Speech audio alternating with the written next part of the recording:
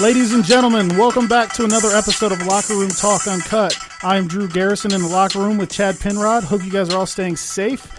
Today we're going to talk about Dana White and UFC 249, a couple big-name free agents that are still out there being linked to the Cleveland Browns, an interesting discussion about how the NBA should handle the playoffs if they do come back, and then we're going to get into some way too early NFL playoff predictions because we are that bored and hungry for sports. So, Chad, let's get this thing rolling, man. I think that we need to just kind of get into the biggest news and some of the coolest stuff I think that I've probably seen in sports. What we needed. What the world needs, and I know that you and I at least needed. For you that don't know, Dana White has secured a private island.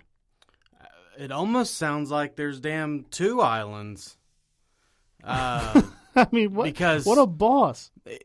I know he's flying fighters to an undisclosed location for 249 to fight, and then apparently he's in the works any day now, could finalize an island to where he can fly international fighters to fight as well. And like almost weekly, I think is the talks, right? That they're trying to get like some sort of fights maybe every week out there. So Dana said in his conference, he said as of the 18th, as of what was going to be Tony and Khabib, which is now Tony and Justin Gaethje. That's not as enticing. But. Yeah, but anyway, he says every week from there on out, he said the UFC's back on schedule. I mean, we said weeks ago, we've done a few since all this started, but we said if anybody in sports was going to make it happen during this, it was Dana White, and he has delivered. Dana White pulled his balls out and said they're giant. Anyone else got a bigger pair? Because this dude is just going all out to give people what they need, in my opinion, which is entertainment. And dude, he's going to make so much money off of this. Oh, dude, and there's a lot of people out there like, oh, he's selfish, this and that. No, dude, he's going to extreme measures to make sure these fighters stay healthy. Stay paid. Stay paid, and giving the people entertainment, man. This is exactly what we need right now. I don't know exactly how it's going to go. I don't know if he's going to work out something to where you watch it on ESPN Plus or if it's going to be a regular pay-per-view. But if it's a regular pay-per-view, I expect him to maybe have one of his bigger selling ones. Maybe not as big as some of the big McGregor fights. Well, but here's man. my thing with that. I think it is on paper. It is on pay-per-view. And, man, you would be right if Khabib could have made the fight. Yeah, that sucks. Man, Conor called it. No, well, I said last week 3 fights that this has happened, that these two have been together. This is actually the 5th one. That they were supposed to fight and it didn't happen? They each pulled out twice, and then Khabib just pulled out for a 3rd time. Now, I know it's a pandemic, but Conor said that it was never going to happen. I mean, don't get me wrong. Justin Gaethje is deserving at this point. I mean, you have in that division Khabib, Tony, Justin Gaethje, and you have Conor.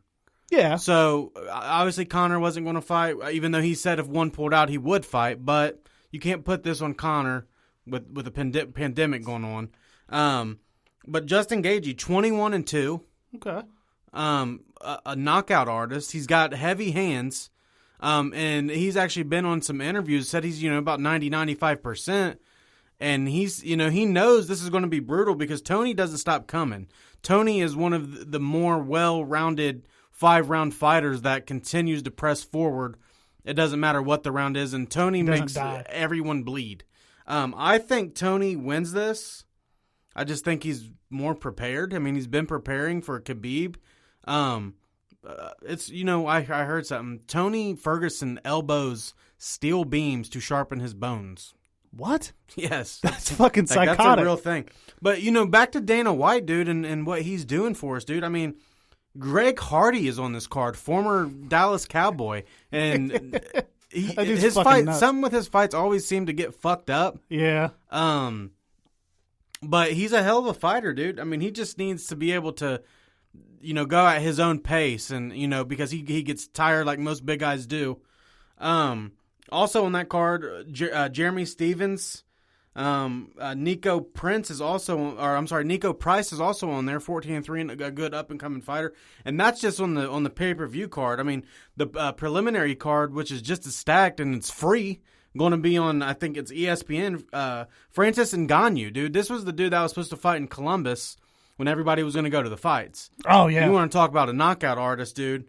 And he's fighting. I can't even pronounce the dude's name. You guys can look it up. I can't pronounce some of these guys' names, but he's 10-0, good up and coming fighter, also a knockout artist. Like, that fight's going to be off the hook. And then a guy that to me hasn't lived up to his hype as much, because when he first came into the Ultimate Fighter, he reminded me so much of an Anderson Silva, was Uriah Hall. Yeah, it hasn't really lived up to that. Yeah, and then also Marilyn Vera and Ray Borg is on that card, on the preliminaries. So it's just, I'm just shocked at what he's doing. And then I just want to mention one more thing here. The very early prelims also has Michael Johnson on there. So Dana White has gone all out, dude. Like we said, man, he's taking these fighters to an undisclosed area to where no one knows where they're at. What a fucking legend. I mean, and on top of that, he's fucking renting out a fucking island, dude.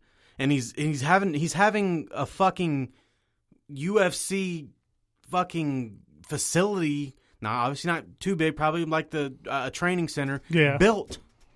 I mean, so he can have these fights. Obviously, there's not going to be fans. Wait. Did he get plans in the last few days to get a place built by the 18th?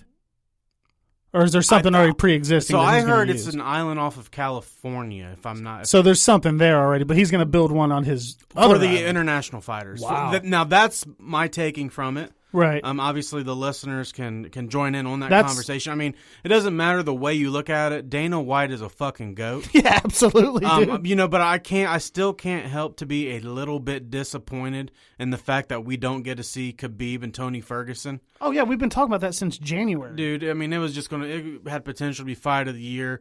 I think personally, now that I guess we can talk about it a little more. I think Khabib was going to win that fight. There's just not a lot of people I think can fuck with Khabib. Dude, he's an animal. And and he gets you on the ground and wraps you up like a fucking snake, dude. It's hard to move, it's hard to breathe, and he just mauls you, dude. I mean, this dude fucking trained with bears growing up when he was a fucking kid. I mean, who does that? I mean, the other guy fucking sharpens his elbow on steel beams. Yeah, so I mean, dude, it was just these dudes are a different breed. Just two warriors that I was just looking forward to, but it is what it is. I mean, you can't fault Khabib. I mean, it looks bad because it is the 5th time he's pulled out, but Dana White is on record to say there was nothing Khabib could do. He's dealing with fucking Russia, dude. Yeah, and then, and Dana White's doing what he can to get these fighters replaced, and I'm just anxious to see the rest of the cards that come up, man. Even if it's just fucking up-and-coming fighters, man. Something to watch on TV. And, yeah, I'm sick of watching replays and shit. Yeah, I'm just over. Like you said, dude, I know what's coming on these replays, and there's just not enough there for me. Yeah, it's fun, it's nostalgic, but it doesn't get me when I know, like, okay, like Carson Palmer's about to throw this touchdown pass. It's like, okay, I know it's coming. It's cool, but man, I just cannot believe just the fucking boss energy. Dana's like, no, fuck that. I'm getting an island. Like, well, what? And you brought this up too, man. Dana White purchased the UFC for $2 million, and he didn't even put any money up. Yeah, and then sold it for billions. God. And not only that, and he's still running it. So he's sold the UFC, but he's still running it, making money. He's still getting a check. A boss fucking dude, man. Like Dana's White, who you need to watch on if you want to become a fucking millionaire, dude, because the dude is fucking he's good with money. And on top of that, he deserves credit because he got into the UFC, him and I can't remember the other guy's name, but it was down, like almost like almost dead. They built it, dude. Everything successful about the UFC goes back to Dana White. Obviously, the fighters are a big part of it too. The Chuck Liddells, the Randy Couture, absolutely, the Matt Hugheses of the world, and Mark Col. I mean, the list could go on, but Dana. This all starts and ends with Dana White, dude, and Dana White is just. I'm thankful for Dana White, to be honest with you, man. He's just absolutely he's a boss. and there have been people that are saying it's too dangerous and all that, and not to get on the political side of things, but this is the UFC. This is a $1 billion organization. They've got the best medical tools, the best medical staff. Yeah, these people, everybody that's involved, I'm sure will be checked and tested. And I've been very outspoken about my belief of this virus and shit. I'm not going to get into it on here. I mean, if you want to argue with me, come to my Facebook. It's all on there. There's like 3 posts. Because it's on there, and I'll tell you exactly how I feel about this situation. But not once have you heard me say that this shit's fake, and we do have to do everything to get everything getting back to the way it is safely. And you can bet your ass, and Dana said it himself, he said these fighters are going to be tested multiple times. You know, he's still going to have some of the best doctors in the world there. Absolutely. There's no worry. Like, there's no worry. Everything's going to be taken care of.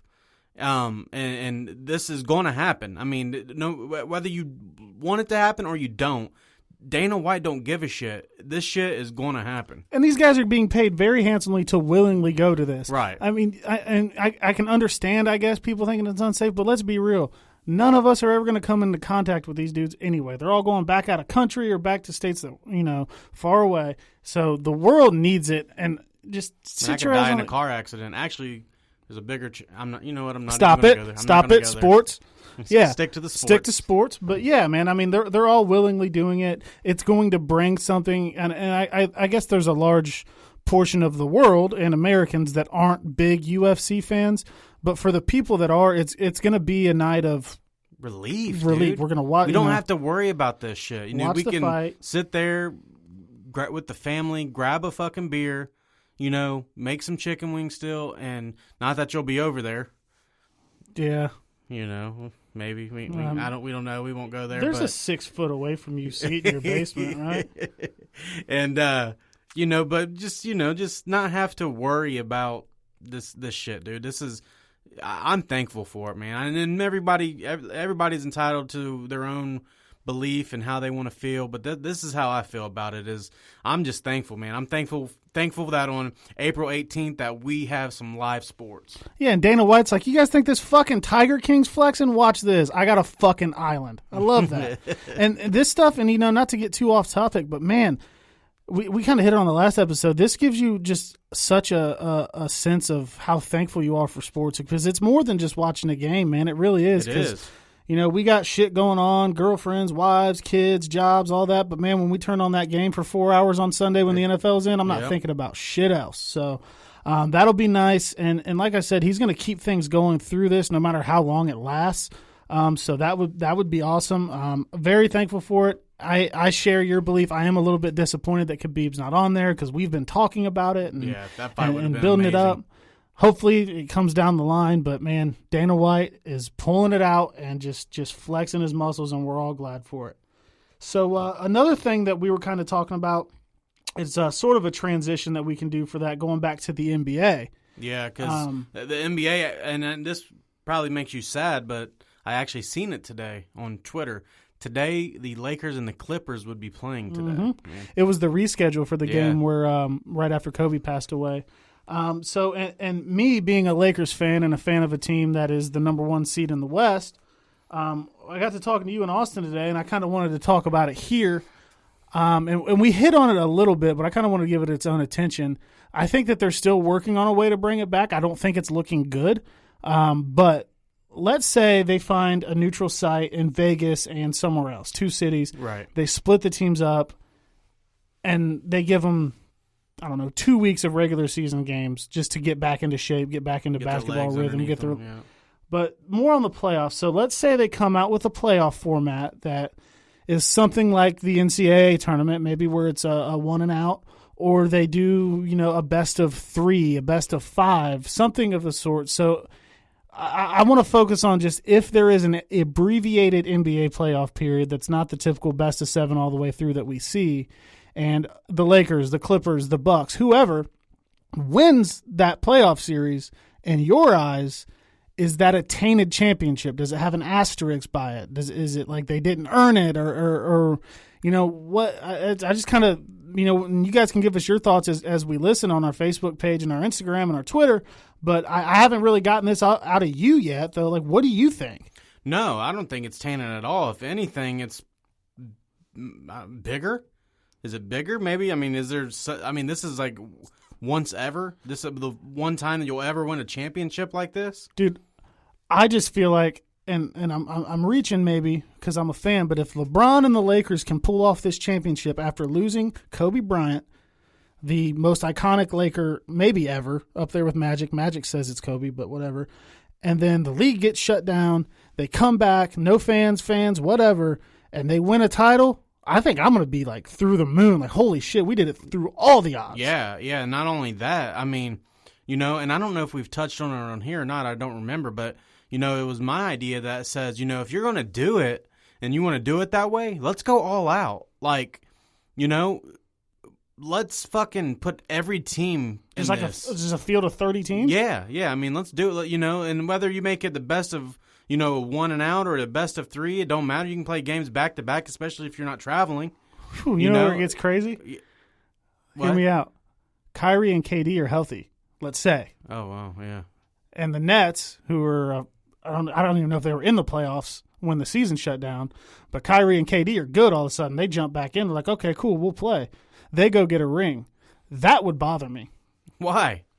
Because they weren't going to play had the league not shut down anyway. Yeah, but it would only be better. I mean, if you can get Kyrie and KD together in a year before, and not only let me stay on that one real quick. If you can get Kyrie and KD together before fucking the next year, like it was supposed to be, that's only good for the NBA. And not only that, if Kyrie and KD get together, that only benefits a Lakers win that much more. Well, I guess that would be true, and there would be the possibility of Klay Thompson coming back, I would think. Yeah. And this is all just my speculation. Yeah. I haven't seen anything. Like a guy like DeMarcus Cousins. Man, but that would just give it that much more entertainment.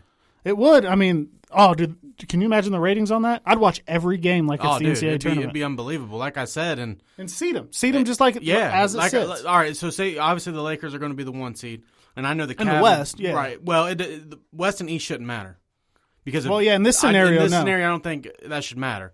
And say I don't know, and I know the Cavs aren't the worst team in the East, but say they're the 30th best team, at least the Cavs get that chance. You're giving every team that chance because it's hard. It's going to be hard if they do, say, a playoff system like that for them to say, all right, well, you weren't going to make the playoffs. You know what I'm saying? Especially a team that say a team's like 5 games out. I know the Cavs were down. I'm just saying a team, for instance. Yeah, maybe exclude teams that were already mathematically eliminated. I don't think there's many. But, yeah, I mean, the NBA, you can be just over 500. I mean, if you're going to do it for 1 year different, I say fucking go all out, dude. People would love it. People would love it, dude. It would be must-watch TV. Yeah, I'd watch every game. Fans, no fans, yeah. I don't give a fuck. Like you said, and basketball is a tricky sport because anybody can get hot and anybody can get cold. If you catch, say, LeBron and AD on a bad game, I almost feel like it should be the best of 3. I think so, if too. you want to make the finals, best of 5 or something like that. That's how I feel. I would understand it, or even the top 4, top 8 teams, like best of 5, however you wanted to do it. But I think starting it out, I think maybe a best of 3 series, like you said. We've heard there's cities in Vegas to where they would all be anyway, so there would be no travel. So you wouldn't have to wait, a day or 2 or whatever. However you want to do it, but I feel what you're saying. I think it would be awesome. I think with 30 teams, you would want to find at least 2 big host cities that have the hotel capacity, and all that. Yeah. So maybe like Vegas is just in my mind because like they play the summer league out there. They've got a footprint there, and maybe like LA, I don't know, somewhere where they would deem it safe enough. And I think it could be done. The single elimination tournament sounds entertaining and super fun.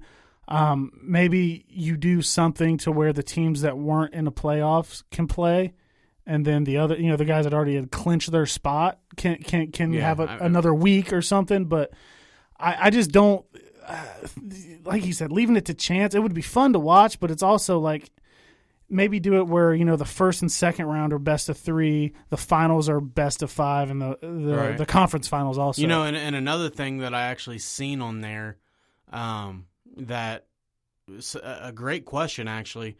Because I don't know if you've seen it at all, but did you happen to catch WrestleMania this year without any fans? I didn't actually. It just wasn't, it just wasn't the same. There wasn't those pops, and you're used to seeing WrestleMania in fucking stadiums. Oh yeah, it was 100,000 people or close to. My boy Tommy Trashman lives down in Tampa. He actually had tickets, and he ended up not getting to go. But honestly, I didn't even watch it, man. I didn't buy it. I didn't. But so my question off of that is, say the NBA starts back up, say the MLB starts back up, say even the start of the NFL season. Don't talk like that. Say we don't have any fans. Does that take any interest away? For the Bengals, no, because we're used to that shit. Nobody came the last 2 years. Well, it's like the shoe. It's like the shoe. Like, what is 80,000 people plus fit in the shoe? In Columbus? Yeah. Oh, it's over 100 now. But yeah, okay. Yeah, well, Michigan Stadium same way, like 115 or something. So would the game lose any interest to you? Well, no, it wouldn't for me. It wouldn't for me because football is football. If the game matters, basketball the game matters. Be the same way. I mean, as long as we're getting it, and we get to watch it. But dude, not having fans and maybe limited sideline personnel or whatever, because you got to have your coaches, your athletic trainers, whatever. If the networks did it right, they could get some really cool viewing angles and they even said they might mic up some of the players. Yeah, they could spin that. Yeah. And make it, because when I'm watching a game on TV, the roar of the crowd really doesn't matter to me all that much. You know, but you can. It's just. But then on the opposite when you're at the game, like when you're at the game and you're the home team. Oh yeah, that's awesome. The effect that it can have on, say, the visitors. Yeah, and it absolutely can, and if the NFL or college football is at a no fan situation, maybe they look at some neutral sites and spread the teams out. So it's it's not let's say the Steelers coming to Cincinnati in an empty Paul Brown Stadium. Maybe they're meeting up at a smaller college field or something. To do that. Excuse me. So that could possibly be it, but. To the NBA thing, I think that it would be electrifying, and as a Lakers fan, I would probably, maybe because I'm a Lakers fan, I'm biased, but say they win, I'm going to beat my chest. We fucking lost Kobe. The league was shut down. We still did it, and I don't think it taints it at all, man. If anything, I think it's bigger. But dude, and think about this: the NBA does come back for whatever reason. It's been about a month, close to a month since it got shut down. You're talking. LeBron's back rested. AD's back rested and healthy. Kawhi's back rested. Giannis is rested. Everyone, dude. They're all just fresh, rested, ready to go. Because they're all working out at home in their gyms, in their houses. Oh, yeah, because they all have gyms in their houses the size of my house. Right. You know what I mean? So they got basketball courts. They're shooting. They're getting shots in, So all that shit, man, fresh, healthy, the best basketball players in the world. I put them on a fucking dirt court like fucking Larry Bird used to play on and televise it and let's run. No, but hey, I'm with you in the fact that I don't think a team, whoever wins it, I don't think that I don't think it's tainted at all. Like I said, it might end up being bigger than any championship ever. I just, whatever, man. Just give me sports back. Give me the NBA back. Lord, please don't take the NFL. And I want to say it's absolutely fucking bullshit. The first time the Lakers make the playoffs in 7 goddamn years, the league gets shut down right after they clinched the playoff spot. I burped. I got so pissed off. Right after they clinched the playoff spot, the fucking league shuts down. I feel personally attacked. I have the worst fucking sports luck on the planet. Just kind of want to stick to basketball just for a second here. And not only that, the ones that I feel sorry for the most, man, is the UD Flyers. My gosh. I watched some games and kind of went back and looked at some insider reports. And now Obi Toppin's winning every fucking award right now. Player of the year. And Dayton might have won that whole thing. It's easy to see, like, oh yeah, we definitely would have won, but we as I adopted Dayton a little bit. We are Dayton. Yeah, I mean, I live here, so it's easy to say that. I'm not going to confidently say that they would have won it, but they were going to make a run. They were going to make a run. They were going to make a run that was going to generate money for the city after tornadoes and a mass shooting and all the stuff that we've dealt with. They were a great bright spot, and to have that taken away from them, man, it sucks really bad because I don't foresee seeing a UD season like that again. And now, obviously, Obi declared for the NBA draft. He's going to the Cavs. It's supposed to be a top 10 pick. Oh, God, I would love for him to come to the Cavs. but that's where we are in basketball. All we can do right now, if you're a big basketball fan, keep up hope, man. Hopefully we get it back. Hopefully we get to see the ending to a weird, crazy NBA season. That's all we can do on that end. And they are doing something tonight, and we're recording this on Thursday. There's like the quarterfinals of the NBA 2K Players Tournament on ESPN2. That's kind of cool to turn on and watch, but it's they're trying to make it something, but it's like it's two dudes playing 2K. Right. It's nothing much there. We need the real stuff back. So if there is anything, if this whole staying at home does help and all that, keep your asses at home, please, just so we can have our sports back. Right. So let's get into your Cleveland Browns here, man. The past couple of days, some reports of some big-name free agents that are still out there being linked to the Cleveland Brownies. So why don't you fill me in on what you've been hearing? So John Clayton comes out. And, that's a good source. Yeah, John Clayton. And says that the Browns have offered Jadeveon Clowney the highest money that anyone's offered him. Trying to get him there in Cleveland at the end and play alongside Myles Garrett. The Browns definitely have the money for it. There are still teams in on Jadeveon Clowney. From what I have read and seen, it's the Browns, the Titans, and the Seahawks. Now, I heard that the Seahawks weren't willing to pay him, but the Seahawks did give up a little bit, some shit to get Clowney. Yeah, I think a first and because he was tagged. Well, no, first and a tackle, wasn't it? Yeah, it was a first and a tackle because he got tagged by the Texans, right? And then they traded him, but he didn't sign a deal, so right. He just played on the franchise tag. So I don't believe they can even. Well, obviously they probably would have. So the word is he was looking upwards towards $20 million a year, and he just wasn't finding it. And now it's closer to 17, 18 million. That he's willing to take. And if I'm the Browns, why not do a year? Why not pay him? I mean, you have the money. Why not do it for a year? Well, he probably doesn't want a 1 year. He's going to want some security. He's got injury issues. Yeah, and and from what I've been told and read, that the Hawks just don't want to pay him that much. Not even the 17 or 18. So I've been told it's down to the Titans and the Browns. Although he really wants to go back to Seattle. But it's almost just the feeling's just not mutual there. That's weird, and I saw the numbers, and they were kind of shocking. He's got pretty low numbers, but when you watch a game, he makes an impact. It's kind of like people were saying with Chase Young, because I personally have been like, Chase Young, since he came back from that suspension last year, disappeared. And everybody's like, well, he was triple teamed, open stuff up. Fine. That's my argument against making him the Bengals' number one pick, but that's a different story. But the impact that Clowney has is crazy, but he goes to Cleveland. You can't just be like, okay, they got Clowney, we got to deal with that. You got to deal with fucking Myles Garrett on the other side. Yeah, and then the reason why I think Cleveland is such a great fit, whether it was Seattle or Houston, those two teams are running a 3-4, where Clowney's an outside linebacker. He's standing up.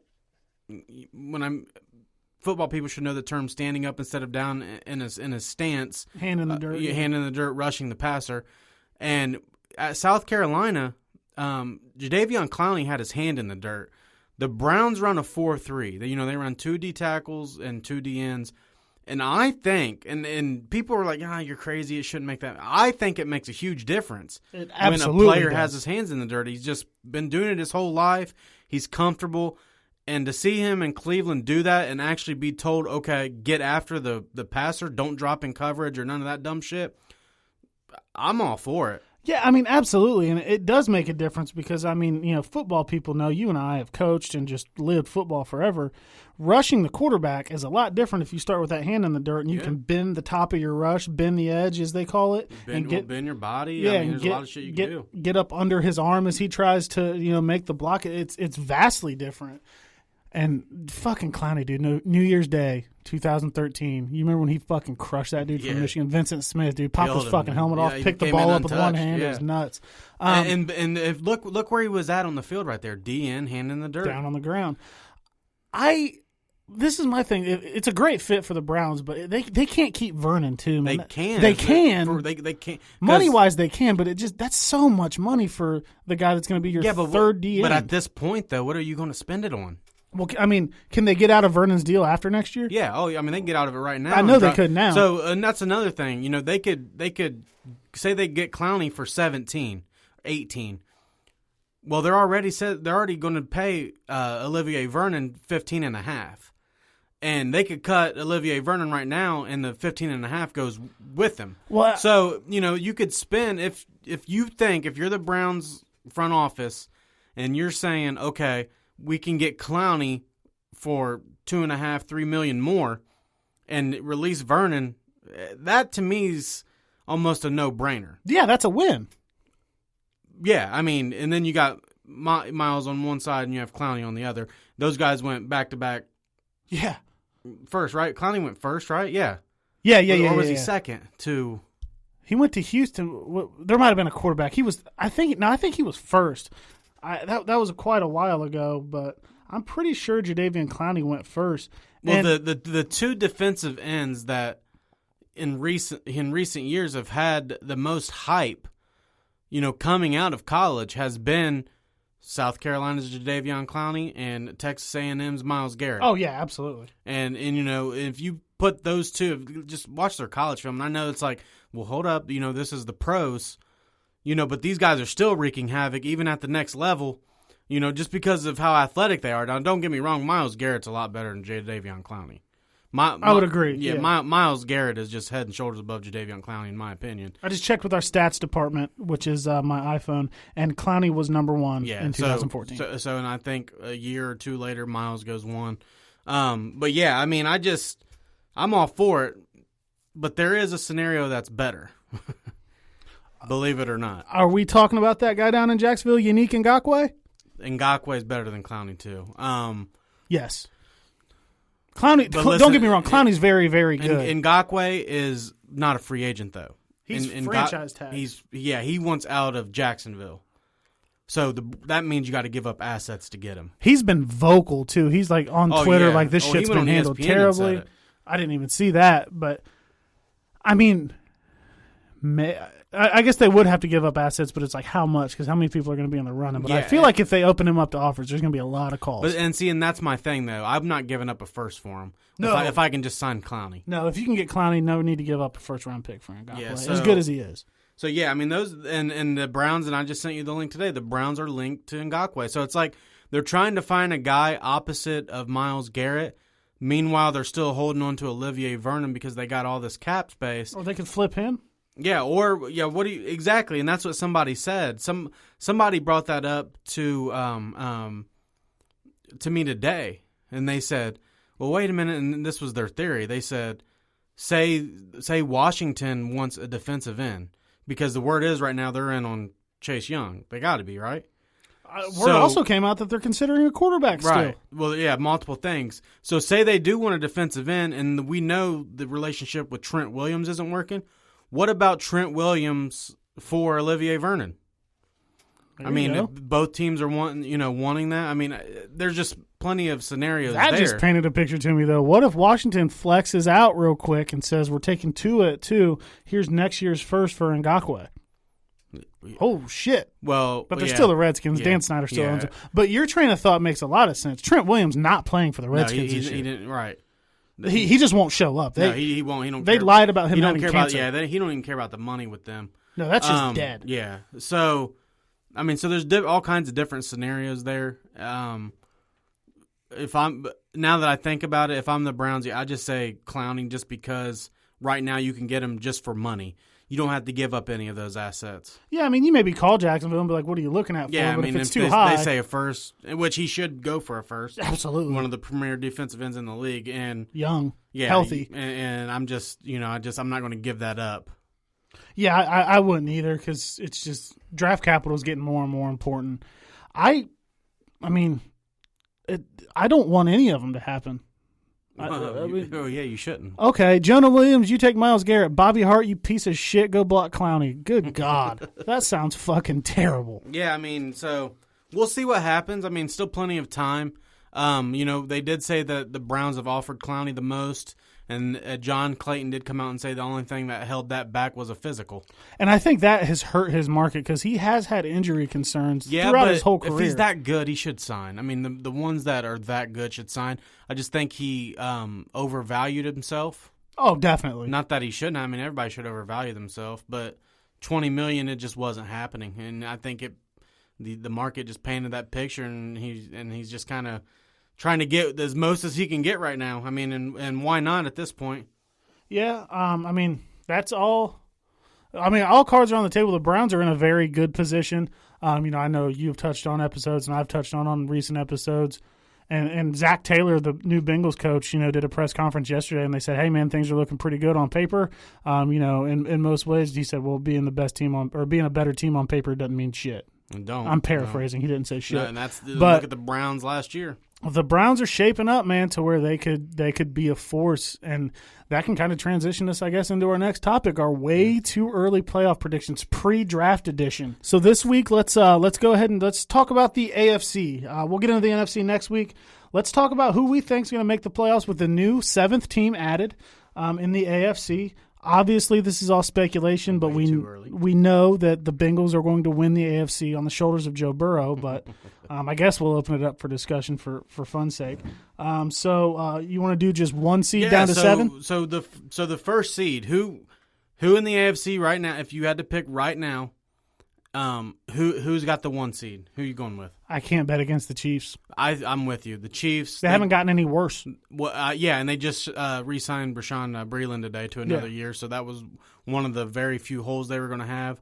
They got the best quarterback in the league. I want to say they returned like 19, 20 starters of the 22. Which is weird because usually you win a Super Bowl and guys are cashing big checks other places. And this team stayed together, and that's the luxury of having a quarterback the best quarterback in the league, in my opinion, and Patrick Mahomes still on a rookie contract. Don't get me wrong, the dude's going to get paid. Oh, he's going to. You thought Russ changed the market? But this is the luxury they have, and I think the Chiefs are going to go on another run. And fuck, it wouldn't shock me one bit if they win it all again next year. Oh no shock at all. So we're in agreement there. Who's your 2 seed? Because I know that there's a certain team that plays in Massachusetts I might have picked had they not lost their quarterback. What was that guy's name? It wouldn't be like Peyton Manning? Yeah, something like that. He's a Tom scrub. Brady. So my 2 seed is unfortunately it's Baltimore. I know you might not agree with that one. Nope. I just feel like nobody's really had anything for Lamar last year. I mean, I'm willing to come out. I was one of the ones that came out and said the shit that Lamar Jackson is doing is not going to work forever. And it might not, but last year he won the MVP. And until there's a defense or something out there, a system that can stop it, he's just going to continue to run and win games. He had me thinking one way. Like I was thinking, listen, this dude's just a runner, all that. But listen, he's one of the best runners we've ever seen.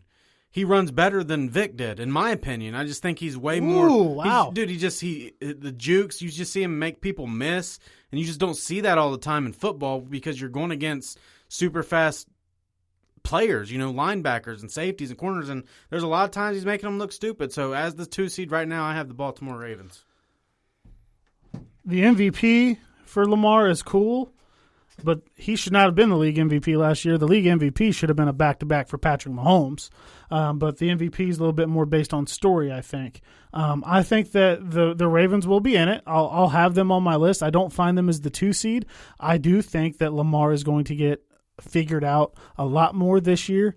Last year's his first full year as a starter. They only had a handful of games from the year before to study him. I think that something will happen, and he'll take a step back unless he has improved even a lot more as a thrower. I'll give him that. He improved as a thrower last year, but I think he's going to have to improve a lot more to be a true quarterback in the league. I think that will get exposed. My pick may be a little bit shocking to some. I got the Titans. I got the Titans. I mean, they got hot last year. You know, they didn't start out too good. I think they they're going returned Tannehill. They returned Derrick Henry. I'm not huge on Tannehill, but Derrick Henry's back, and they're in on Clowney right now. That would put them over the top too. And you know, they did lose Conklin, so they're going to have to address that. But man, what I saw out of Derrick Henry last year. Although I still think that if Freddie Kitchens would have just handed the fucking ball off, Chubb would have won the rushing title. Oh, of course. And I hate saying anything good about the Browns, but I just feel like Tennessee's going to control games. Tannehill's going to be put in a position where he doesn't have to win it; he just has to not lose it. Because I'm not big on him. You know, I still think that Brady would have been a great fit there. I think he found a good home too, but so I'm going to go with the Tennessee Titans. They're going to run the rock. I think the defense will be better. Kevin Byard, I think I might have pronounced it wrong. I think is one of the best safeties in the league. Yeah, I think it's Byard. Yeah. I think that the defense will come along, and they're going to come in at the 2 seed. So my 3rd seed is the team you just said, the Tennessee Titans. I think the Titans are the best team in their division. And you might be right. I mean, they just beat Baltimore in the playoffs. They're returning a lot of people outside of Conklin. They beat Brady. Yeah. Oh, yeah, exactly. And Lamar. You know, I think, you know, they're better than the teams in that division. You know, you got the Colts, Jacksonville, and I think they beat Houston. Oh, wow. I'm sorry. Breaking news. UFC 249 was just canceled. You're fucking lying. No. I just got a... What? I just got a Bleacher update. No. Yes. Wow. So we were just talking, dude, that hurts. That sucks.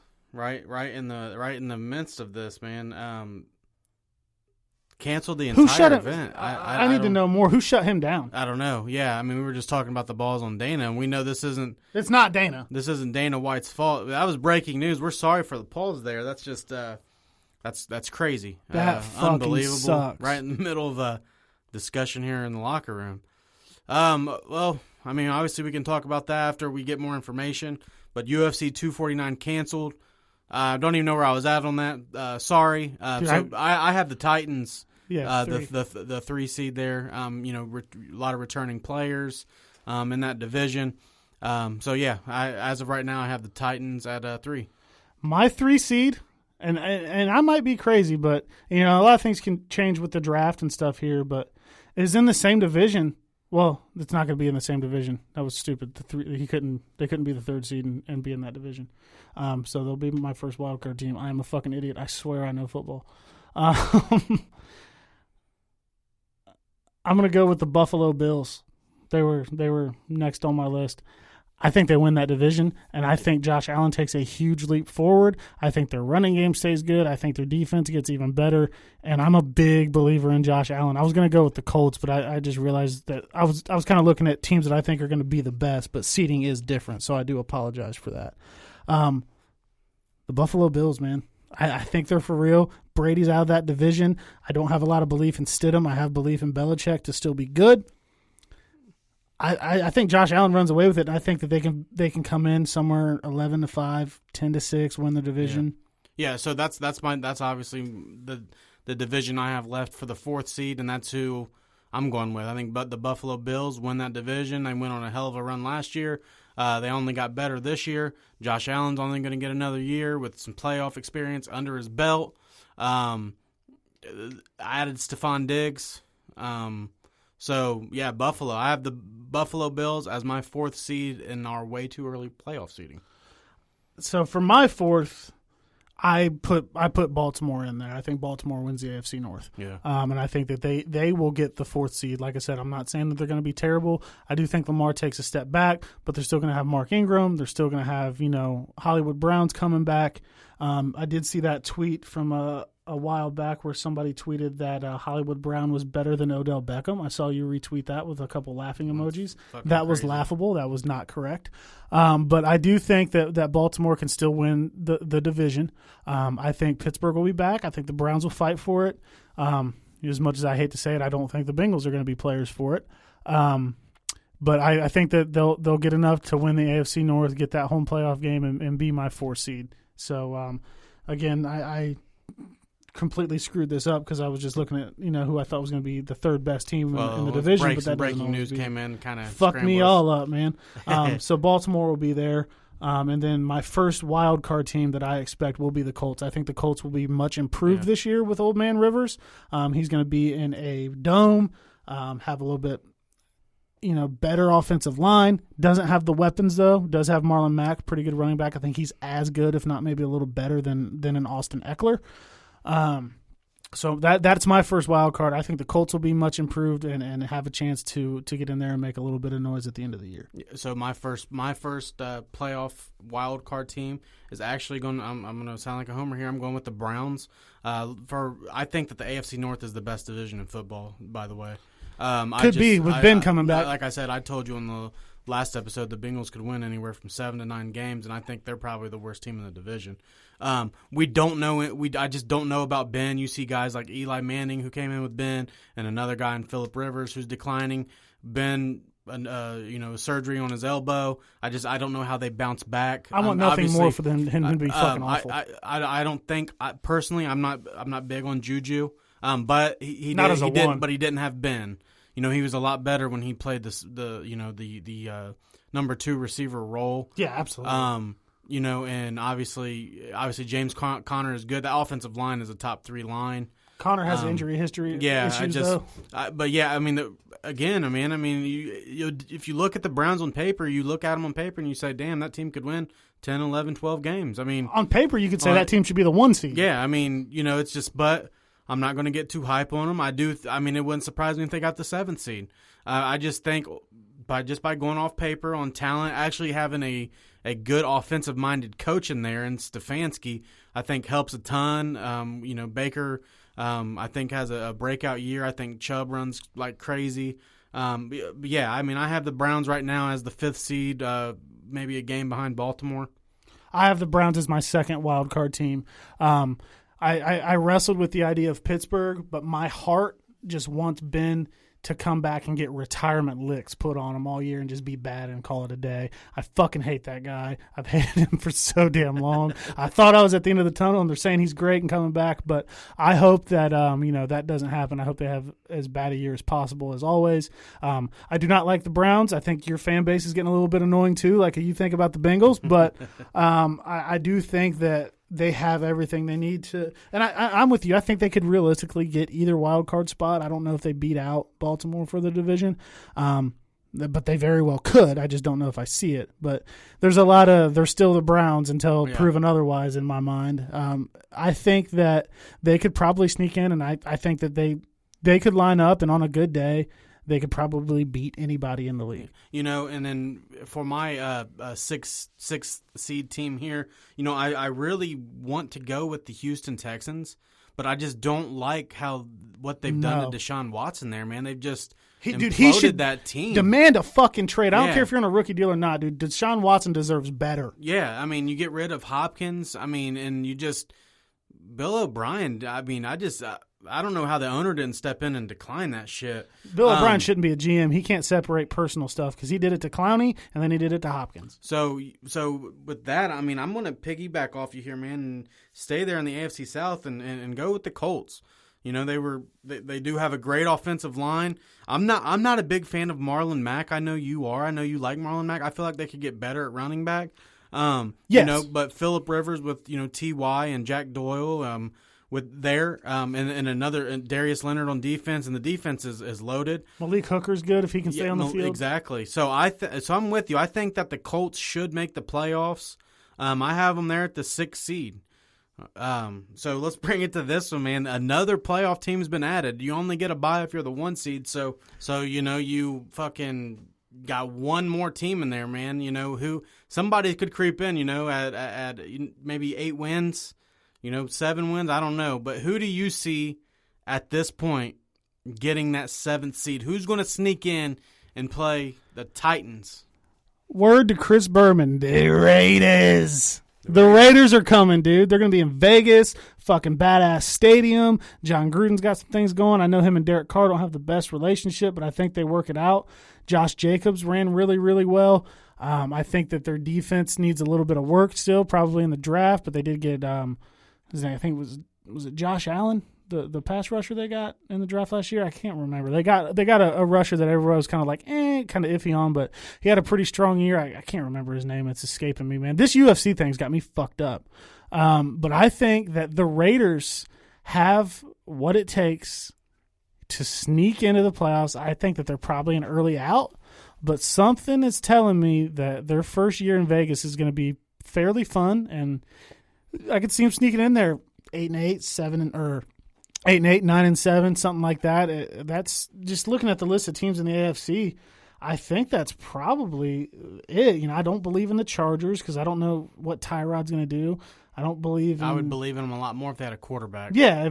Now, they sign Cam Newton tomorrow. Hold on. I think we that might have to come back to they're that. in play for the first wild card spot. I still don't think they'd knock the Chiefs out, but, and I don't believe in the Dolphins to make a big enough jump. The Jets, I don't know. The Bengals, hey, you said maybe 7-8 games. Yeah, maybe that would be fucking insane. But I until they improve their offensive line at the guard position, especially in linebacker, I can't put my money on them. So just looking through the Raiders, man, I think that they got a shot.